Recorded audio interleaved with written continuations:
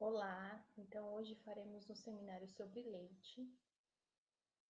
Vou apresentar aqui a tela para vocês verem a apresentação.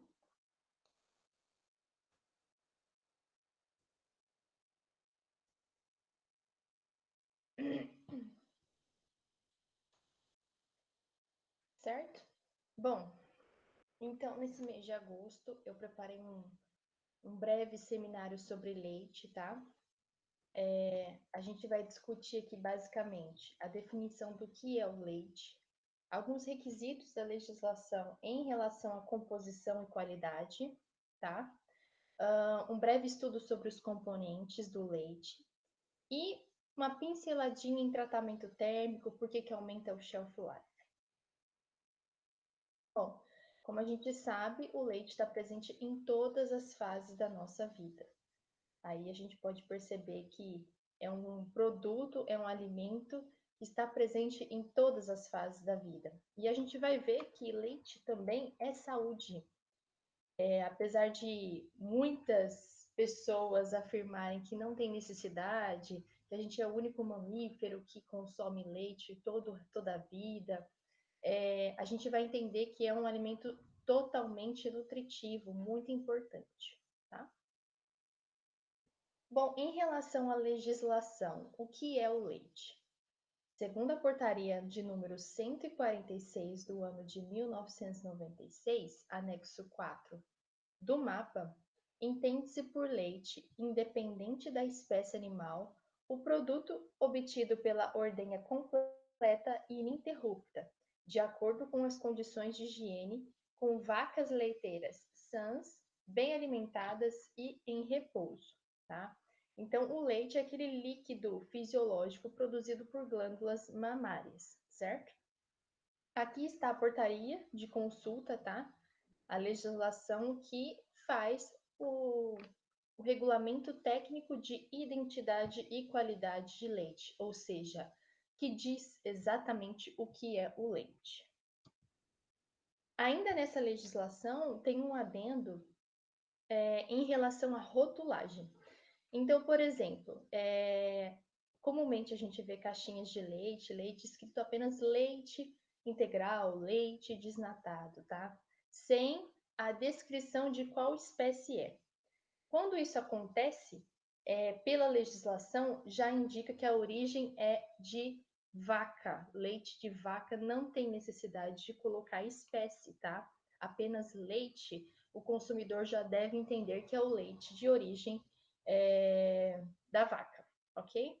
Agora, se for outra espécie de animal, tá bom? Outra fêmea, a gente precisa colocar descrever qual tipo de animal. Então, aí no caso à direita, o leite de cabra. Agora, de acordo com o que a gente viu em relação a leite, o que é o leite, será que estaria correto a gente afirmar leite vegetal? Apesar de muitos produtos estarem escrito leite vegetal na sua rotulagem, desde 2005 o MAPA fez uma instrução normativa de número 16 que explica que bebida láctea seria o correto. Por quê? Vamos ver aqui, eu coloquei o anexo desse regulamento técnico dizendo o que é. A definição de bebida láctea é: entende-se por bebida láctea o produto lácteo resultante da mistura do leite e soro de leite. É equivocado escrever leite vegetal porque a gente induz erro ao consumidor. O vegetal não tem glândula mamária, ele não tem como produzir um líquido branco homogêneo, tá? Fisiológico, então a gente não pode escrever leite. O correto é bebida láctea, tá bom? Apesar de ser antigo já essa legislação, desde 2005 já tem um regulamento em relação a isso, a gente ainda percebe erros de rotulagem, alguns produtos que são de origem vegetal escrito como leite. Existem alguns requisitos em relação à composição e qualidade do leite, e eles se dividem basicamente em três aspectos, tá? O primeiro deles é as características sensoriais. Então, o leite, ele tem sabor, cor, odor característicos. A gente não deve ter um leite com corpos estranhos, com aroma diferente, tá? Ele tem que ser basicamente um líquido homogêneo, branco, é uma solução fisiológica, e qualquer coisa diferente disso, certo? Seria fora da questão da composição e qualidade do leite. O segundo aspecto que a gente tem em relação aos gerais, tá? O leite, de maneira geral, a gente vai ver que ele tem uma boa composição nutricional, então a gente vai ver que ele permite o desenvolvimento da flora, tá? E além disso, uma questão um pouco mais técnica, que a parte da gordura láctea, ou seja, da gordura do leite, ela tem uma legislação específica que regulamenta a questão da gordura, tá? E por último, os aspectos em relação à fisicoquímica. Então, densidade, questão de extrato seco, índice crioscópico, pH, certo? Tudo isso aí e muitos outros aspectos devem ser avaliados em relação à composição e qualidade do leite. Vamos falar um pouquinho especificamente como matéria-prima. Lembrando que o leite ele pode ser matéria-prima de muitos outros produtos, mas aqui a gente também vai abordar ele como sendo um produto de consumo, para consumo. No caso do leite, ele é uma emulsão. O que é uma emulsão? Emulsão são quando você tem dois líquidos que não são miscíveis, ou seja, eles não se misturam, líquidos imiscíveis, eles estão emulsionados num sistema heterogêneo. É como se você juntasse óleo e água, e é exatamente isso que acontece no leite. O leite tem uma porção gordurosa e tem a porção de água, e elas naturalmente, pelo processo de lactação, há a formação desse tipo de emulsão. É importante entender que no processo de emulsão a gente vai ter duas fases, tá? Como são líquidos que não se misturam, porém a gente enxerga ele como uma única fase, ele não é. Ele vai ter uma fase que a gente chama de dispersa ou interna e uma outra fase que a gente chama de contínua ou dispergente. No caso, na figura à esquerda, é o caso do leite. A gente tem a fase interna como sendo óleo, gordura, e a fase contínua ou dispergente, a fase da água, tá bom? Entendam que emulsão de óleo em água é diferente de emulsão de água em óleo. Aí está a diferença para vocês claramente. Mudam as fases, quem vai ser a fase contínua, quem vai ser a fase dispersa, tá bom? E claro, se a gente tem dois líquidos que não se misturam, nesse caso de óleo e água, tem uma parte que vai se ligar com a água, que a gente chama de hidrofílica, e tem uma parte que vai se ligar com o óleo, que é chamada de hidrofóbica. Ainda em relação à matéria-prima, eu quero dar destaque aqui à direita para o valor nutricional do leite. Pensa no leite que a gente consome. 87,3% dele é água. Tem muita água no leite, certo? E apenas 12,7% compõe o que chamamos de extrato seco total. O que é o extrato seco total? É tudo que tem no leite tirando a água. Então, o leite tem lipídio, que é gordura, ele tem proteína, carboidrato, aqui a gente vai dar uma ênfase maior num tipo de carboidrato que é a lactose, sais minerais como cálcio, sódio, magnésio, potássio, algumas vitaminas que se solubilizam em óleo, em gordura, que são chamadas de lipossolúveis, K, E, D, A, e outras vitaminas que são solúveis na água, que são chamadas de hidrossolúveis, B1, B2 e C. Aqui eu quero fazer um adendo. Devido à grande quantidade de água presente no leite, a vida de prateleira do leite cru, aquele que não sofre nenhum tipo de conservação, a vida de prateleira, a validade dele é muito curta. Por quê? Você tem um alto valor nutricional, certo? Gordura, proteína, carboidrato e muita água. Tudo que os micro-organismos precisam, assim como nós. Então, o leite é um alimento muito rico em extratos secos importantes que a gente vai ver e muito rico em água. Por isso, a necessidade da gente fazer o mínimo de higiene e de conservação desse produto. Em relação a algumas características físico-químicas do leite, o pH do leite ele fica entre 6,6 e 6,8. Basta lembrar daquela faixa, né, de pH que a gente tem.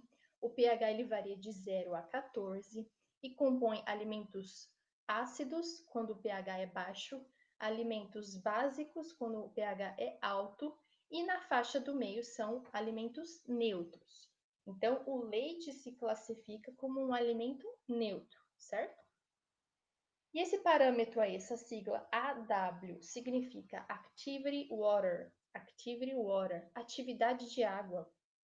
Esse parâmetro ele vai até 1 apenas. E no leite ele está de 0,99. Isso indica, como a gente já viu no slide anterior, que o leite tem muita água, certo? Agora a gente vai falar um pouquinho especificamente sobre os componentes do leite, e não menos importante do que a água. Como a água a gente viu naquele slide, ele é o maior componente em quantidade, certo? E nela estão dissolvidas e emulsionadas todo o extrato seco, certo? Então, a gente tem gordura, lactose, proteína, sais minerais dissolvidas e emulsionadas no extrato seco. Dissolvidas quando elas são solúveis na água e emulsionadas quando elas não são solúveis. E a maior parte da água do leite está livre. E aqui eu quero que vocês prestem atenção nessa figura direita. Aí a gente tem a água total, imagina que é a água total do leite, presente no leite. E você tem algumas moléculas de água que estão ligadas quimicamente com outras substâncias, certo? Mas a gente também nota que tem algumas moléculas que estão livres, soltas, disponíveis. E aí que está a diferença entre água livre e água ligada. No caso do leite, a maior parte da água total presente está disponível, está ligada, não tem ninguém ligando com ela. E isso vai estar diretamente ligado com a vida de prateleira do nosso leite, do produto. Como a maior parte do leite é água e a maior parte dela está livre, isso é um banquete para micro-organismos, bactérias, fungos, leveduras, que vão querer essa água e vão querer o componente nutricional do leite para se desenvolver e multiplicar, certo? A segunda questão do componente que a gente vai discutir aqui são os carboidratos. Mas, de maneira geral, a gente vai especificar a lactose, já que ela é o principal carboidrato presente no leite. A lactose, como a gente pode ver a figura direita, é essa molécula aí, certo?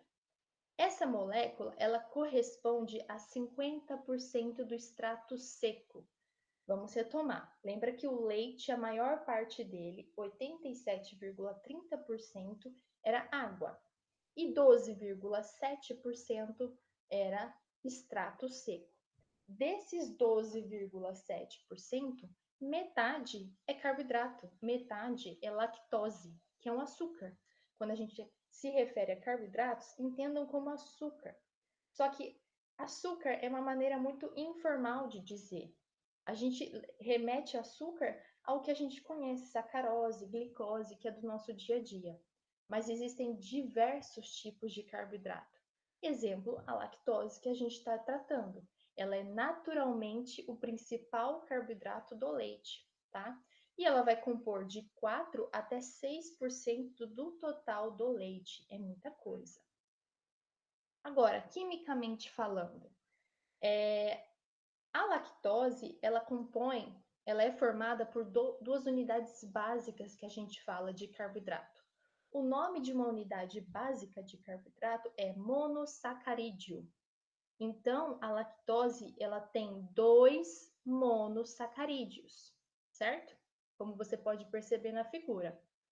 2 monossacarídeos é a mesma coisa que dizer um disacarídeo. Então, a lactose é um disacarídeo. E quais são as unidades básicas dela? A glicose e a galactose. Essas duas unidades, elas vão se ligar a partir de uma ligação beta, que é a conformação dela, tá? Química. Ela vai estar ligada entre o carbono 1 da galactose e o carbono 4 da glicose. É muita informação, mas é muito importante a gente lembrar que, dentro dos grupos dos carboidratos, a lactose representa a maior parte. Ela é a principal componente dos carboidratos. Ela compõe cerca de 6% do leite e ela é um disacarídeo, formado por glicose e galactose. Ainda sobre a lactose, alguns aspectos dela. Ela possui baixa doçura. E aqui vai uma questão tecnológica, uma observação muito interessante. Quem já consumiu produtos sem lactose ou até consumiu leite puro normal e o leite puro sem lactose consegue perceber essa questão da doçura, que é um aspecto sensorial. A lactose ela é menos doce do que a sacarose, do que a galactose, do que a glicose, certo? Então, ela tem esse aspecto sensorial de baixa doçura. Além disso, eu quero destacar aqui que ela é um tipo de açúcar especial, a gente chama de redutor. E açúcares redutores, eles estão submetidos à reação de Maillard. Pode acontecer reação de Maillard. Essa reação é muito importante no ramo de alimentos. Por quê? Ela acontece em vários tipos de produtos, mas alguns produtos ela é desejável, em outros produtos ela não é desejável. Vou dar um exemplo de um produto que ela é desejável: carne e pães. Quando acontece a reação de Maillard, ela libera aroma, ela libera cor, ela libera sabor. Então, quando você faz a sua carne na churrasqueira, ela fica douradinha, ela fica saborosa, ela fica com um aroma de carne, certo? De carne assada. Isso aí é resultado de vários compostos da reação de Maillard. Lembrando que essa reação, ela é em cadeia, tá? Ela não é simples, ela libera diversos tipos de compostos. Agora, vamos pensar especificamente no leite. Como eu disse lá no início, o leite é um líquido fisiológico branco, homogêneo, ele tem sabor e cor e aroma característico. Será que seria interessante a gente ter uma reação que libera aroma diferenciado ou cor, coloração? Não, né? Então, no caso do leite, ele é indesejável, né? Porque ele vai liberar pigmentos, que no caso de Maillard são as melanoidinas, e vai liberar aroma não desejável. Aí a gente denomina como off-flavor. E no caso de leite com pasteurização rápida e brusca, que é o leite UHT, ela pode reduzir em até 5% a molécula de lisina. Ela está representada aí em cima à direita. É um aminoácido essencial, tá? Assim como os carboidratos são formados por unidades básicas, que a gente chama de monossacarídeos, as proteínas também possuem unidades básicas, que no caso a gente denomina como aminoácido. Então, a lisina, ela é um aminoácido essencial. E esse termo essencial muda tudo. Por quê? O que significa isso? Significa que a única obtenção desse aminoácido é por meio da alimentação. O nosso organismo não produz esse aminoácido. E ele é precursor de vários tipos de hormônios, ele é muito importante para o nosso organismo. Então, no caso de alguns leites que possuem tratamento térmico drástico, que a gente já vai ver, ela pode ter uma redução dessa lisina, tá bom? Bom, ainda sobre carboidratos, Quem já passeou no mercado, quem gosta de ver gôndola, quem gosta de ver rótulo, com certeza já se deparou com esses tipos de produtos, tá? Aí eu resolvi trazer diferentes gamas de produtos para a gente poder discutir. Todos eles têm uma coisa em comum. Eles têm baixa quantidade de lactose ou zero lactose. Vamos parar para pensar. Lactose é um açúcar. Quer dizer, então, que tem baixo açúcar ou sem açúcar? Vamos ser um pouco mais específico, tá? Vamos lá. Olhe para o desenho, tá? Olhe para o desenho. A gente está discutindo sobre o carboidrato principal do leite, que é a lactose. A lactose, ela é formada por glicose e galactose. No nosso organismo, naturalmente, a gente faz a quebra desse açúcar para absorver no intestino. E quem faz isso são enzimas, tá? A enzima lactase, ela quebra a lactose e vai liberar essas duas unidades básicas que a gente discutiu, que são a galactose e a glicose. Essa enzima lactase, ela é muito comum e o nome técnico dela é enzima beta-galactosidase, ok? A gente classifica ela como hidrolase, por isso, como você pode ver aí na figura, ela precisa de água para fazer essa quebra, tá bom? Por isso do termo hidrolase. Então, voltando, desculpa. Então, esses produtos possuem enzimas encapsuladas, certo? Por quê? Essa enzima, ela vai quebrar toda a lactose, certo? Desse produto e vai liberar já os nossos monossacarídeos. Então, na verdade, o que a indústria de alimentos faz é uma quebra antecipada. O nosso organismo já vai fazer isso naturalmente, certo? Então, a gente induz isso de maneira ao consumidor já consumir o alimento com a lactose quebrada. Agora, todo mundo pode consumir esse produto? Tem alguma contraindicação? Com certeza não. Com certeza não. Não faz mal nenhum. Só que o objetivo desses produtos é atender o público de intolerância à lactose. Ou seja, o que são os intolerantes à lactose?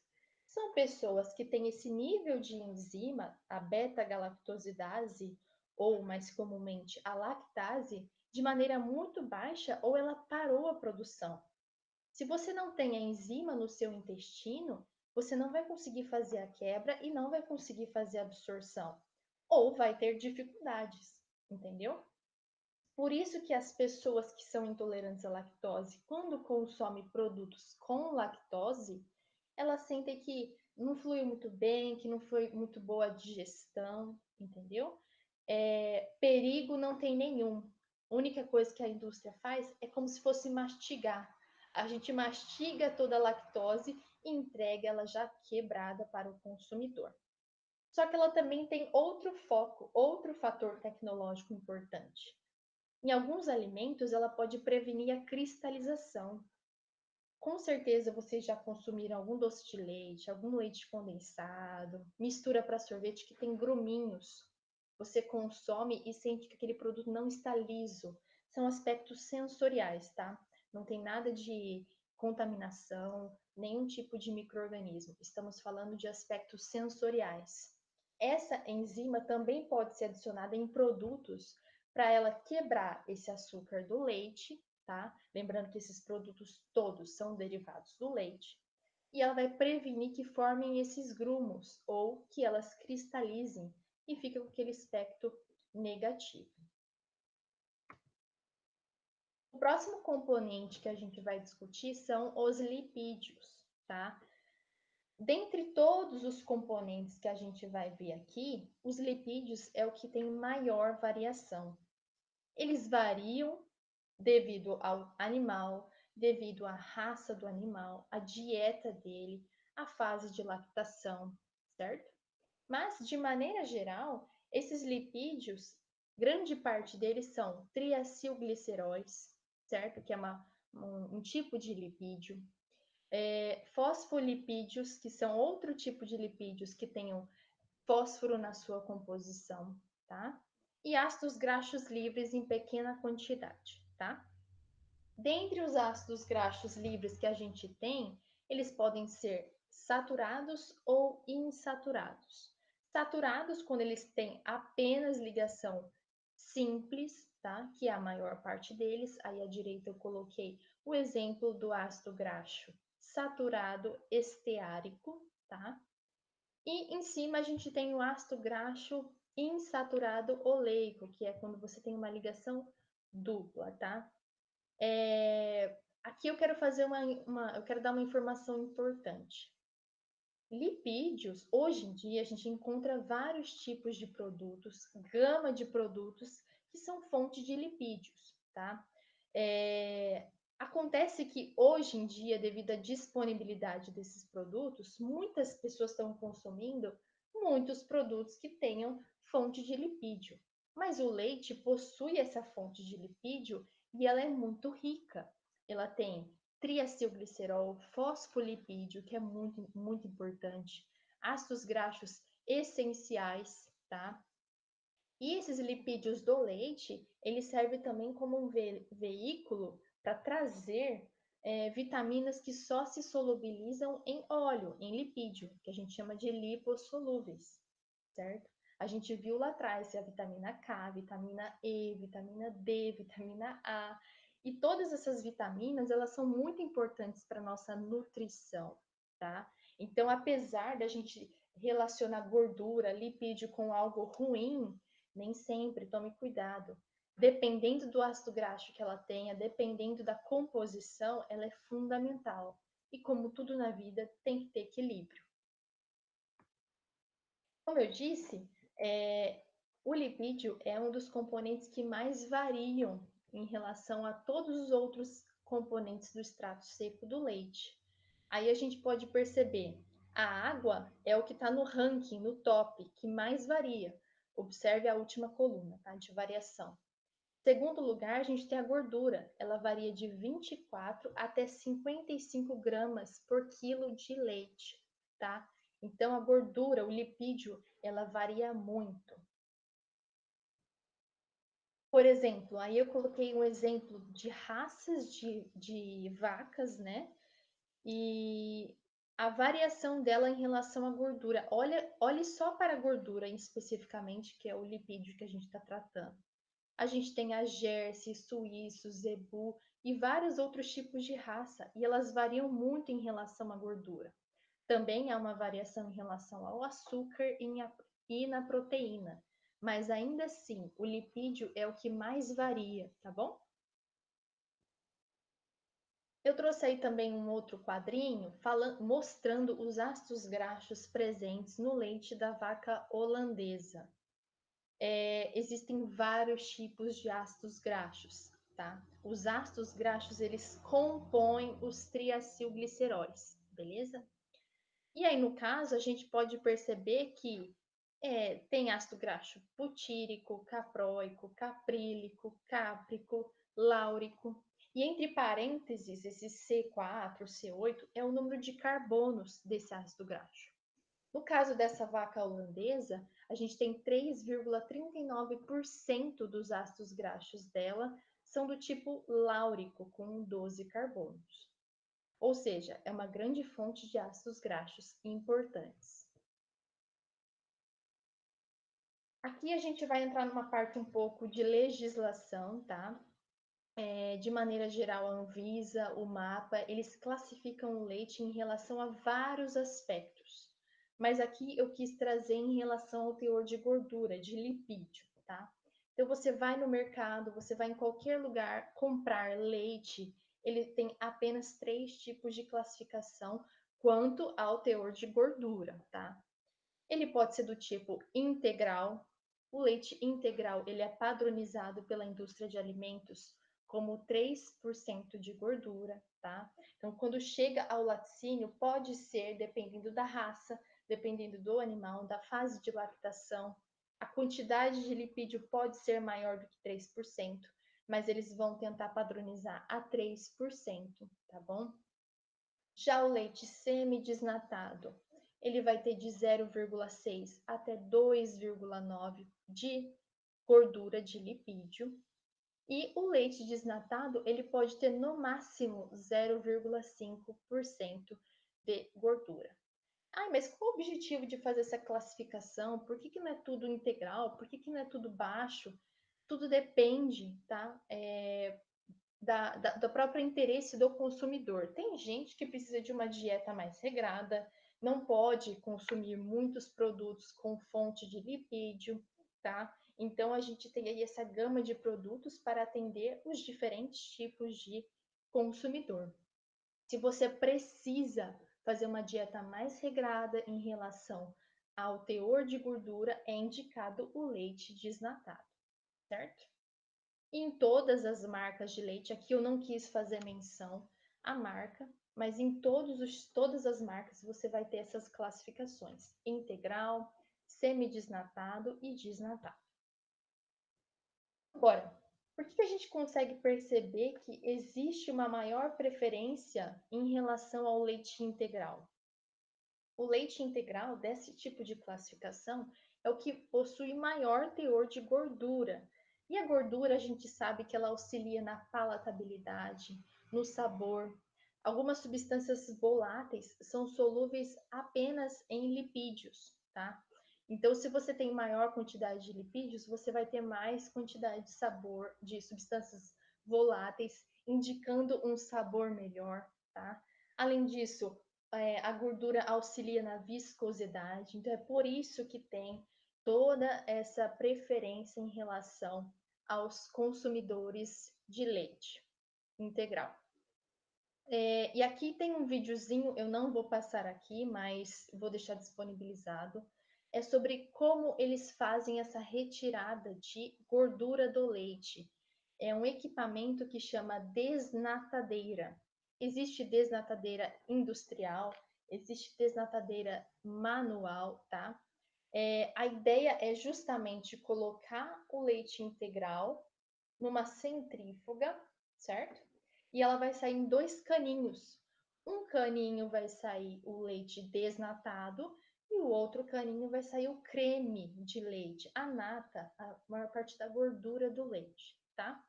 Então, o desnate do leite, ele é feito com base na diferença de densidade de gordura do lipídio e do leite da água, certo? E a gente encontra no supermercado opções diversas para o consumidor. Olha só, eu trouxe de maneira bem específica a questão de zero lactose, né? Então você vai ter um baixo teor ou até isento de lactose, e ele é feito tanto para indivíduos com baixo grau de enzima, ou seja, que tem intolerância à lactose, ou até questões sensoriais, como, por exemplo, prevenir a cristalização. Mas existem outros tipos de leite, por exemplo, o enriquecido com ferro. A função dele é justamente de suplementação. Então, algumas pessoas têm deficiência de ferro no organismo e existe esse tipo de produto disponível para esse consumidor. Além disso, leite enriquecido com vitaminas. Apesar do leite já possuir vitaminas, como a gente vai ver, existem alguns que são enriquecidos. E aí ele pode ser uma suplementação de vitaminas do complexo B, vitamina E, A, D e várias outras. Então, a indústria de alimentos sempre busca o que o consumidor quer, o que o consumidor precisa e ela vai disponibilizando conforme a demanda. Os outros componentes que a gente vai tratar aqui agora são as proteínas, tá? Então, só para recapitular, já falamos sobre a água, já falamos sobre carboidrato, já falamos sobre lipídios. Agora vamos comentar um pouquinho sobre as proteínas do leite. Basicamente, tá? As proteínas do leite podem ser divididas em caseínas e proteínas do soro. As proteínas do soro são basicamente albuminas e globulinas. E essas caseínas, elas podem estar elas estão na forma de micelas, que a gente já vai ver o que é. micelas de caseína e a maior parte do leite, tá? Já as proteínas do soro, elas estão na forma de solução, que compõem cerca de 20%. Além disso, a gente tem algumas nitrogênio não proteico. A gente ainda tem dentro das proteínas nitrogênio não proteico, que compõe cerca de 5% das proteínas. Exemplo, ureia, creatinina, creatina, tudo isso está presente no leite. Olha só, aí eu trouxe um quadro que mostra as frações da proteína. Dentro das caseínas, a gente tem diversos tipos. Alfa-caseína, beta-caseína, kappa-caseína, tá? E aí a porcentagem dela no leite. Dentro das proteínas do soro, a gente tem albumina, imunoglobulina, lactoferrina, lactoalbumina alfa, lactoglobulina beta, desculpa. A gente tem vários tipos, tá? Mas de maneira geral, a gente divide essas duas partes, caseína e proteínas do soro. Falando especificamente sobre as caseínas, elas estão na forma de micelas. Micela de caseína é quando você une caseínas com um sal, que é o fosfato de cálcio. Aí à direita a gente consegue ver uma micela. A micela, ela é um complexo esférico, pensa que é 3D, tá? E ela é formada por submicelas, que são essas micelas menores, tá? E aí vai ter a união também com esse sal, o fosfato de cálcio. Aqui um aspecto interessante é que ela possui caráter anfifílico, ou seja, ela é hidrofílica e hidrofóbica ao mesmo tempo. Na parte interna dessa micela, ela não consegue se ligar com água, então a gente chama de hidrofóbica. E na superfície, na parte mais externa dessa micela, ela se liga muito bem com água, então ela é hidrofílica. Quando algum componente, quando alguma substância tem as duas características, ligar com água e não ligar na mesma substância, a gente chama essa substância com um caráter de anfifílico. Em relação às proteínas do soro, né? Basicamente, as 4 principais que a gente vai encontrar: beta-lactoglobulina, alfa-lactoalbumina, albumina sérica e imunoglobulina.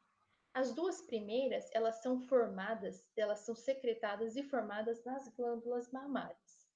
Já as outras duas é de origem sanguínea. E aqui eu quero dar uma atenção especial à imunoglobulina. Gente, ela é muito importante, tá? A imunoglobulina, ela está em maior concentração no colostro, tá? Que é aquele leite de baixo volume, que tem um aspecto um pouco diferenciado, mais amarelado, que é formado após os primeiros dias do parto, tá? Elas são o que a gente conhece como imunidade, ela que traz a imunidade passiva, tá? Ela é muito importante. Em relação ao soro de leite, antigamente ele era descartado como resíduo pela indústria de alimentos, descartado em rios, em efluentes. Então ele era o principal poluente da indústria de laticínios e ele era descartado. Só que esse descarte inadequado e sem nenhum tipo de tratamento aumentava muito o DBO. Acredito que vocês lembram o que é DBO, demanda bioquímica de oxigênio. Estamos jogando no rio uma grande quantidade de proteína, matéria orgânica. O que isso causa? Aumenta muito a quantidade de micro-organismos para degradarem essas proteínas, no caso, e consomem muita grande parte do oxigênio que estava dissolvido naquele rio, naquele fluente. O que isso significa? Aumentar a demanda bioquímica, vai acontecer o quê? Peixes morrerem, porque você não vai ter mais a disponibilidade de oxigênio que tinha antigamente. Tudo por falta de um tratamento adequado. Não se deve jogar resíduo em rio sem o mínimo de tratamento. Só que lembra que eu falei? Antes ele era descartado. Hoje já não é mais. E por quê? Hoje já repararam, eu falo hoje, mas já faz um tempo, tá? A indústria de alimentos percebeu que existem alguns fatores tecnológicos ligados a esse soro de leite, essas proteínas. Bom, se a gente fizer esse soro de leite em pó, a gente obtém o produto whey protein, que muitas pessoas consomem. Ela, grande parte, também é utilizada para fazer o queijo do tipo ricota, tá? E bebida láctea. Lembra que eu falei lá atrás sobre é, a instrução normativa do mapa de 2005? Bebida láctea é uma mistura de leite e de soro de leite, tá? Então, hoje não é mais descartado. Ou ele é vendido como matéria-prima para outra indústria, ou no mesmo laticínio ele é produzido outros produtos. Agora eu vou falar de maneira específica sobre os sais minerais e vitaminas. É um dos últimos componentes que a gente tem do leite, mas não menos importantes, tá? A gente tem cálcio e fósforo atuando no equilíbrio osmótico do sangue, que está presente no leite. O zinco e o magnésio, que são cofatores para algumas enzimas. Algumas enzimas do nosso microorganismo precisam de minérios, sais minerais e vitaminas para ela conseguir atuar no nosso organismo. Então, a gente chama isso de cofator, que é quando você necessita desse fator para outro trabalhar, tá? E esses sais minerais, ou eles estão, e vitaminas, né? Ou eles estão dissolvidos, ou eles estão associados a partículas de caseína, como a gente já viu, tá? E no caso do leite em específico, ele é uma ótima fonte de selênio, tá? Ele consegue promover em até 10% o requerimento diário de um ser humano adulto. Olha só que interessante esse quadro. Olha o tanto de minerais que estão presentes no leite, né? Aqui tá no top aí é o potássio, tá? Mas você também tem grande quantidade de cálcio, a gente já sabe disso. Grande quantidade de fósforo, tá bom? É muito rico em sais minerais e vitaminas. Olha as vitaminas aí, ó. Tiamina, riboflavina, ácido fólico, biotina, niacina, vitamina A, vitamina E, certo? Olha a composição, o valor nutricional que o leite tem. De tudo isso que a gente discutiu, ele tem grande parte dele é água, mas o extrato seco tem lipídios fundamentais, tem carboidratos muito importantes, certo? Tem vitaminas, tem sais minerais. Então, a composição do leite, ela é riquíssima, tá? Só que a gente comentou lá atrás que ele tem uma grande quantidade de água, tá? E isso vai ser um aspecto que a gente vai ter que tomar cuidado em relação à vida de prateleira e à conservação desse produto, tá? Aqui eu quis dar um ênfase na cadeia produtiva do leite. Como a gente pode ver, a gente vai ter basicamente ordenha, processamento e vai chegar ao consumidor. Quem olha assim pensa, nossa, é muito simples a cadeia produtiva do leite. Sim, ela é simples, mas ela é complexa ao mesmo tempo, porque ela tem muitos parâmetros para serem observadas, para serem analisadas. E aí que está o problema. Se você erra em algum parâmetro, automaticamente a próxima etapa da cadeia pode ser prejudicada. Então, no caso da ordenha para o processamento, a gente tem alguns cuidados em relação ao transporte desse produto, como que vai ser armazenado no laticínio ou na granja leiteira, certo? Vão ser feitos alguns testes de qualidade e testes microbiológicos. Eu não vou tratar aqui dessa parte porque demoraria muito o nosso seminário, mas existem testes específicos para o leite, tá? Já em relação do processamento até o consumidor, tem outros tipos de parâmetros e cuidados. Transporte, como que vai ser armazenado no centro de distribuição. Então, como que a indústria de alimentos, quem invasa o leite, quem processa o leite, ela tem que garantir todas essas etapas para que chegue no consumidor de maneira adequada. Então, muitas coisas dependem sim da indústria de alimentos e outras não dependem, não está ao alcance, entendeu?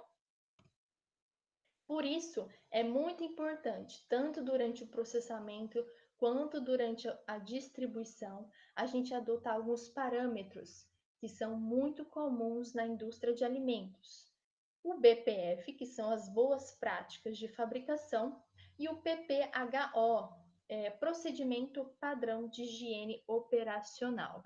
Aí eu trouxe um quadrinho em relação ao BPF, tá?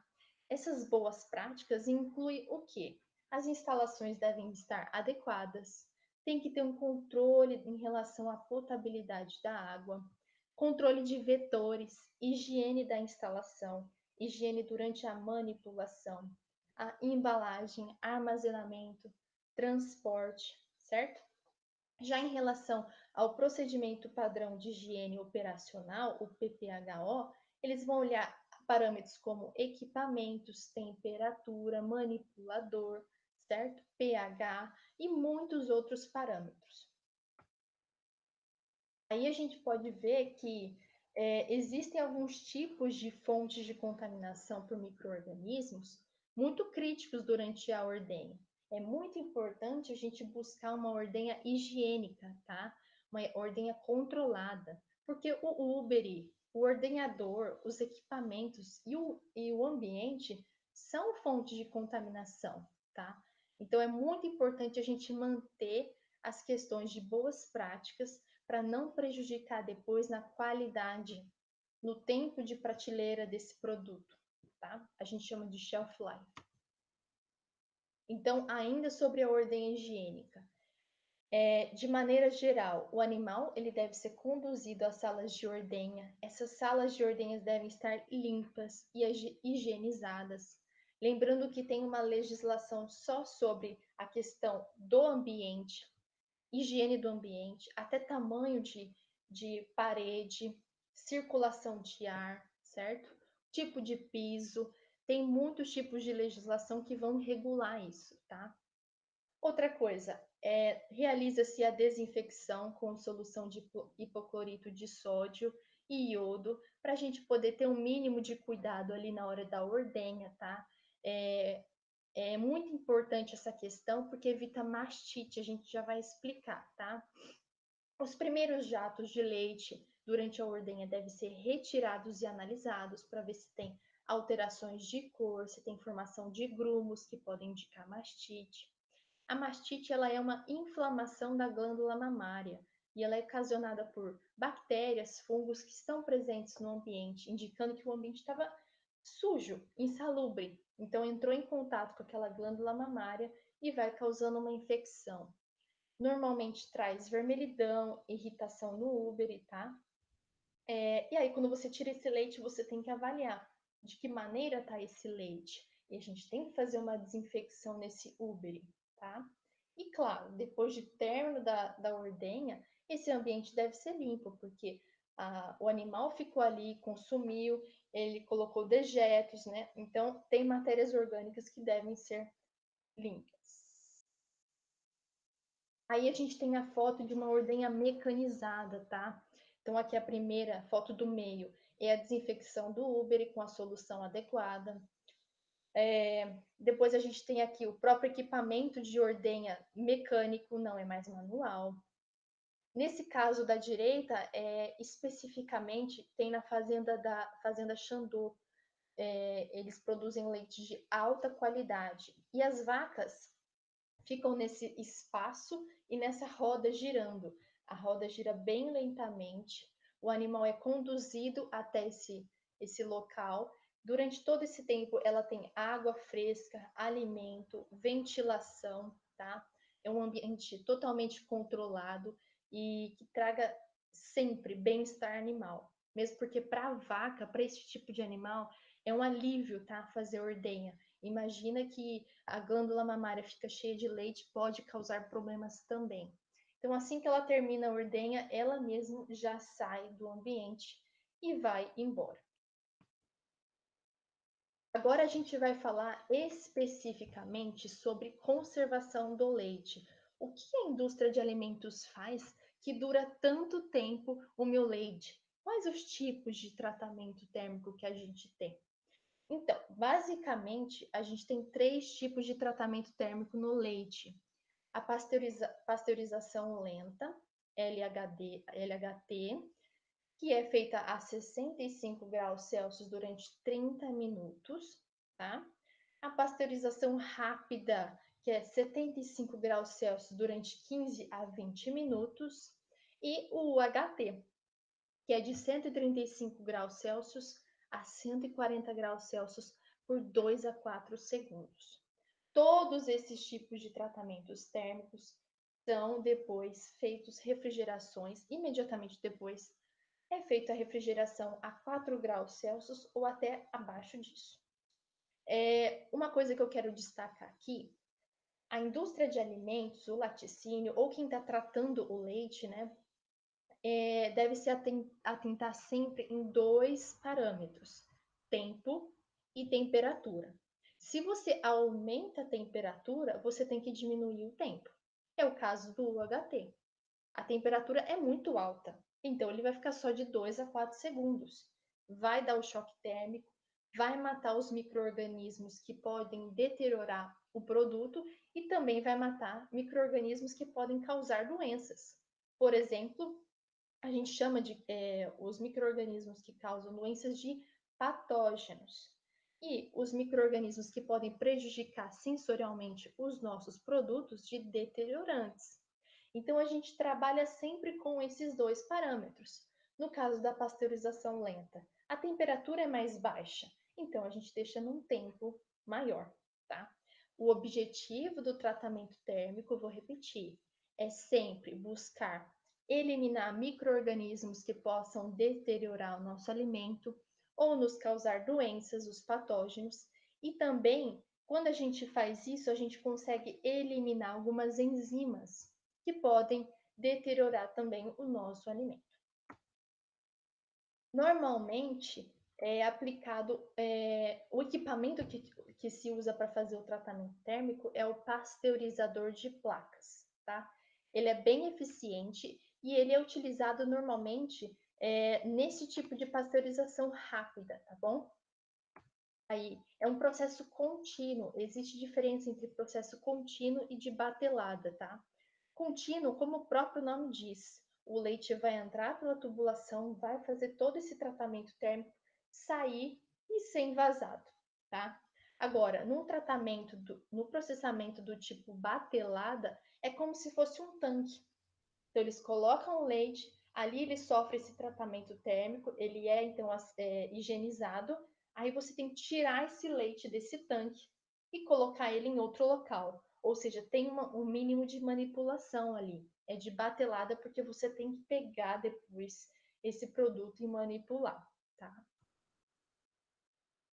Aqui eu quero destacar as vantagens do tratamento térmico. Quais são as vantagens de você conservar o leite, de você fazer esse tipo de pasteurização ou tratamento do tipo UHT, que é o leite de caixinha longa-vida? Ele vai trazer qualidade e segurança. Como já disse, ele vai eliminar patógenos, deteriorantes, enzimas, certo?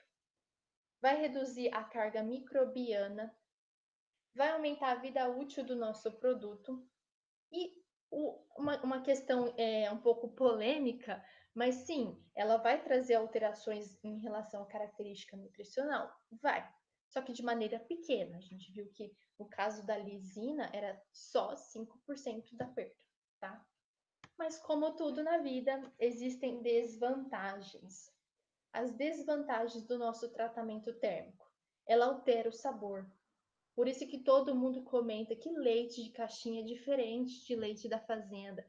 Sim, o tratamento térmico ele tem uma pequena alteração do sabor do leite, tá? E ele dificulta alguns processos tecnológicos, como o queijo, por exemplo. Por quê? O queijo, para você fazer o queijo, você precisa do mínimo de microbiota ali, de micro-organismos que vão fermentar aquele produto e gerar o queijo. Se você faz um tratamento térmico, você elimina esses micro-organismos. Então fica inviável a produção desse produto, tá? E também a redução de algumas bactérias benéficas que a gente chama de fermentadores naturais, tá? Analisando vantagens e desvantagens, a gente tem muito mais vantagem em relação ao tratamento térmico. É uma facilidade hoje em dia, né? A vida de prateleira, shelf life, por exemplo, do leite de caixinha, do UHT, é de 2 a 6 meses. Esse produto consegue ficar à temperatura ambiente por muito tempo.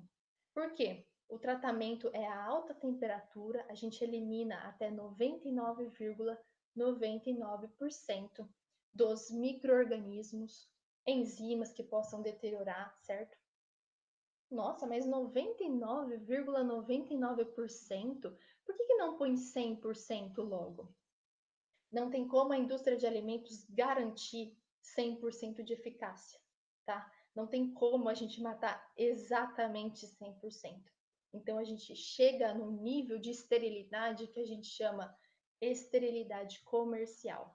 Por isso dos 99. Aqui estão as referências do meu trabalho. Eu busquei nesse trabalho, nesse seminário, falar exatamente um pouquinho sobre o leite, o porquê que ele é tão rico, tão nutritivo. Sim, se você puder consumir leite, se você gosta de leite, consuma. Ele é fonte de muitas componentes importantes, tá? Se você tem intolerância, você já viu que existe uma gama de produtos que atendem também os intolerantes, tá? Então, as referências que eu utilizei basicamente são artigos, revistas, trabalhos de renome, tá? De vários tipos de universidade, inclusive da minha, Universidade de São Paulo. Então, eu agradeço muito a atenção e o tempo de vocês. Espero que vocês tenham entendido o quão o leite é importante. E sim, se puder, consuma em todas as fases da sua vida. Beijão!